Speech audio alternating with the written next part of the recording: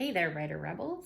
I know I talked on Thursday about virtual writing retreats, so I figured I'd maybe give some vlog kind of roll on my writing retreat to show that I actually am doing this and what that can kind of look like.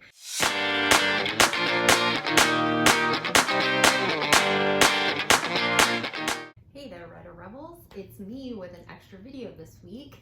I figured, since I talked about virtual writing retreats on Thursday, that maybe I would show you some of mine. So it is Thursday night and we are just about to start our call for our goal setting and everything for the weekend. So I'm very, very excited about that, and I can't wait to talk to all of my friends from across the United States. My office is a bit of a mess right now because this is my day job office, my writing job office, and I'm also sharing this office with my kids who are homeschooling. So it is getting pretty hectic in here, but it is what it is, so I will be dealing with it. Normally, when I would have a writing retreat, like I said, I would have a large piece of paper on the wall, but I am out of large pieces of paper, and because I'm in self-isolation, I didn't feel right just running to Staples to pick that up. So normally I would, but for this time, I'm going to be using my Be a Mermaid and Make Waves, a notebook. So I will keep my goals and all of my word sprints in here that I'll be working on over the weekend. Fortunately, because it is just me, it is nice to have them on the wall so you can see them there for you, but I will have them right beside me, which will be close enough for now. I also had some questions about word sprints. Basically what a word sprint is you will set a timer for a certain length of time and you will sit down with no interruptions and try to write as much as you can for that amount of time. Personally, I'm a 20-minute sprinter, so I will write for 20 minutes at a time. We are doing everything in 45-minute sprints because one of the girls on this call is a 45-minute sprinter. She likes a longer sprint. So in that amount of time, I will do a 20-minute sprint and then take a 5-minute break and then do another 20-minute sprint. So we'll kind of meet up again at the 45 minutes, so we're all kind of in sync there. I'm not really sure what everybody's going to be working on yet. I personally will be trying to get words out. I am working on 2 projects right now. I'm working on an anthology story that's hoping to come out later this year. And then I'm also trying to work on an older story that I've had for a really long time. It'll be a standalone kind of urban fantasy kind of book, I guess, young adult urban fantasy. So hoping to get some words in for those. So I'm gonna jump on with my friends right away, and I will see you when we start writing.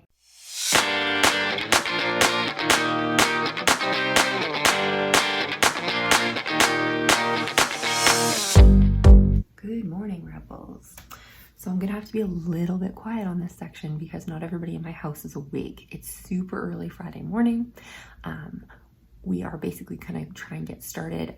Obviously, I wanted to write all day, but unfortunately with the current state of the world, I don't actually have today off. I had booked it off, but vacation isn't really something that's happening with everybody in self-isolation. So there's about 3 of us in the writing retreat that won't actually have today off, but we're gonna try and get words in when we can. So I'm up early. I'm gonna try and get some stuff done before my day starts, and then maybe come back around noon and see where I can get. So we had our kickoff call yesterday and we kind of went through all of our goals. My goals are very simple for this because I know that I have to, that I'm going to be missing out on Friday. So I'm working on a story for an anthology, so I'm hoping to get at least 5,000 words with that. I honestly think that I'm going to do much more than the 5,000 words, but I don't have it fully outlined either. So I'm going to be pantsing some of this, which is not something I normally do. So I'm going to write as much as I can, and then I might need to take a break to outline. So I've kind of given myself that space to do that without being disappointed. Plus I have a challenge that I'm doing for a different urban fantasy story. So I want to get at least 500 words in for that. I know that's not a lot, so hopefully I'll probably start there. And then I have a couple other marketing tasks that I have on the side that, you know, if I get all of my words done, or if I get really stuck and just need to take a break, that I can be working on those, so at least I'm moving something forward. So that's what I'm planning to do today, and I'm going to get to writing, and I will check in with you guys later.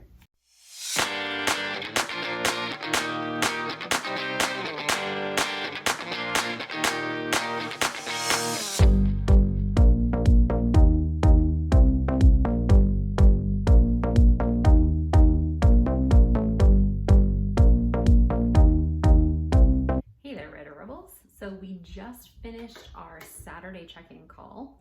So things have been going really, really well. Today for me was a bit different. I did get 4,016 words done. However, things were a little messed up for me. I did take a break because I scrapped an entire story. As I said, I was working on my urban fantasy and I was doing an anthology story, and I got my urban fantasy words in, so I'm happy with that. But then I started working on my anthology story and I started going through it, and I just really wasn't feeling it. So I ended up taking a break during one of our sprints, and I decided to scrap my entire story, re-outline something completely different, and started on that instead. So I started on that story and I got about 2790, so just less than 3,000 words on that story. And if you remember, I was trying to do 5,000 words on my anthology story. So with tomorrow, I still think that I have a chance of making it, especially since I'm really getting into it and I'm really enjoying the characters, and I think it was the right decision to change the story. So hopefully that's going to move a lot quicker tomorrow, and I'm definitely going to defeat my goal. Everybody else on the call has been doing really well as well. They're usually clocking in about, the best out of us did 9,500 words. So like I said, I am a slow writer and I'm okay with that. I know that going into it. I know I'm writing with fast writers. So that's just something I kind of need to accept. And I know I also got distracted. Some of my afternoon sprints were also a little shorter than expected because my kids decided to accidentally drop an entire can of soup over my entire kitchen. So I needed to make sure that that was dealt with and cleaned up, and it took me away from my words. So hopefully tomorrow's going to be a little bit better and I can focus a little bit more. Obviously that is an issue with virtual writing retreats. I do have my husband at home, but sometimes things will call your attention away whether you like it or not. Anyhow, I did clock my word sprints and I did write them down right here. This is extremely useful information, especially if you've never done something like this before. Why is that?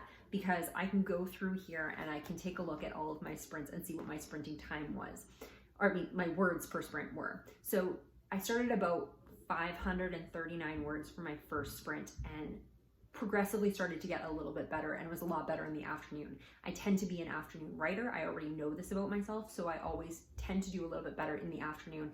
And just because I'm also further into the story as well, I'm going to be doing better.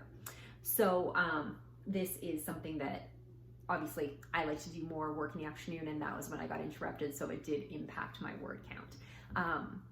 But this information can also be very useful on your regular writing times as well. So because I know that every single one of my sprints for 45 minutes was 500 words or more, I can plan my projects based on time or words to be able to finish that. So let's say, for instance, I have a 20,000 word project or an 80,000 word project or whatever I want to do. I can split that into 500 word increments, and that can tell me about approximately how many hours of writing I need to be able to finish that. So if I take those hours, I can plot them into a calendar or my planner or whatever I want to do to try and figure out how long it's going to take me to finish that book. The nice thing about using the lowest amount on the scale instead of using my highest amount is that it's not going to take me any longer than that to finish the book. So if I break everything into 500 word increments and I say, let's say every 500 word increment is an hour, because 45 minutes plus a 15-minute break, then I know at a minimum I'm probably going to do 500 words or more. So if I get into a situation where maybe I'm struggling with a chapter and I only get 300 words in, the probability that those sprints that I do is actually going to be 700 or 800 words is really, really high. So I'll be able to make up for those days where I don't do as well. Or on the plus side, that I will actually finish the book sooner than I expect to. So the time and the planning that I put into it is going to be the worst case scenario instead of the best case scenario, which gives me a lot of extra time. So let's say, for instance, I figure out how many hours it's going to take me to write a book, and it's going to take me until the 1st of June.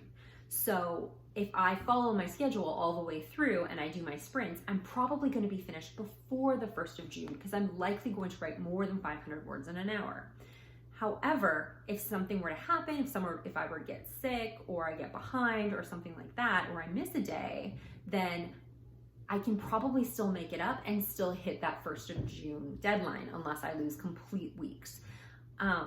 So this gives me a lot of information to be able to right size my scheduling. It's going to tell me that I'm not going to be done before June, probably. And if I want to be booking an editor or a cover artist or whatever I want to book for the end of that, or if I decided to do a pre-order, I'm not going to want to book it before I can work from there and go, okay, so it's June and it's going to take me 2 months to work with the editor or whatever. I can book my pre-order 3 months out or 2 months out from there, because I know I'm actually going to be finished, and it gives me a little bit of buffer time to work with. So knowing your statistics and knowing what you can actually write in a given time period, whether it be 20-minute chunks, hour chunks, whatever, can help you plan out your projects and give you a certain end time. One of the things that's really frustrating with writing is not knowing when you're going to be finished. But if you can actually plan out your projects and know when you're going to be done, it can really give you that light at the end of the tunnel that can help push you through to the finish line. So me and my friends are going to take a break for the day, and then we are going to go eat, and then we're going to come back and do our movie night. We've been using Netflix Party, which is really fun, and we've been picking some of the cheesiest and worst movies that we know of, so we have lots of things to say. I had planned last night to try and get some words in during our movie night, but that actually didn't work out very well. We interacted quite a bit, so I didn't really get a chance to do that. So I'm hoping that maybe tonight I might get some more outlining done, or maybe a few more words, but I'm not really banking on it. So hopefully tomorrow's going to be a good day, and I will get the last 2,000 words that I need in on this project, and I will have hit all of my goals for the weekend, which will make me very happy. But I will check in with you on Sunday and let you know how it went.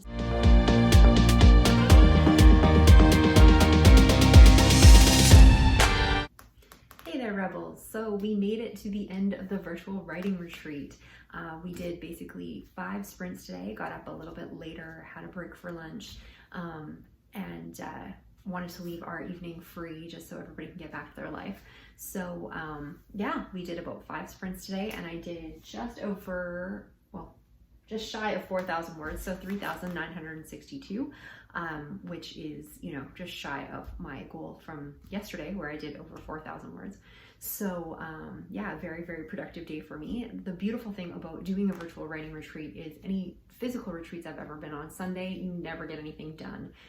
Typically, we don't usually plan a lot of sprints. People are, going home, they're getting on early flights so they can be home in the evening and be ready for the work week. So unless you're really good at writing on planes, which I'm typically not, I'm not a very good flyer, you don't really get a lot done on Sunday. It's packing up, getting things ready to go, saying your goodbyes and all that kind of stuff.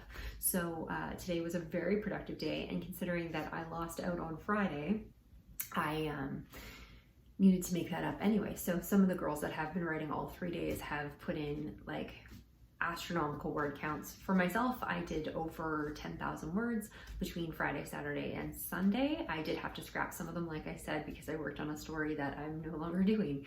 But otherwise, I still did over 10,000 words for the entire weekend, and still had the evenings to watch movies with my friends and connect with them without just working all the way through. So that was really, really great. If you are doing a virtual retreat where you're doing more time, obviously you are going to be getting more words out, and maybe your sprints are a little bit more than mine. As I said yesterday, I averaged about 500 words. So that was my writing retreat. We're just about to do our closing call to go over if everybody met their goals and how they finished out. So hopefully you get to try out a writing retreat at some point, and if you do, I'd love to hear about it. So either leave it in a comment on this video, or you can drop me an email, or any of my future videos. And I will also be back on Thursday with another video. I'm going to be doing one about descriptions this week. I did have a comment on a video, which I'll talk a little bit more about, but it's basically how to level up your descriptions and write better descriptions and settings and all of those sorts of things. So hopefully you will join me for that on Thursday, and I will see you guys then.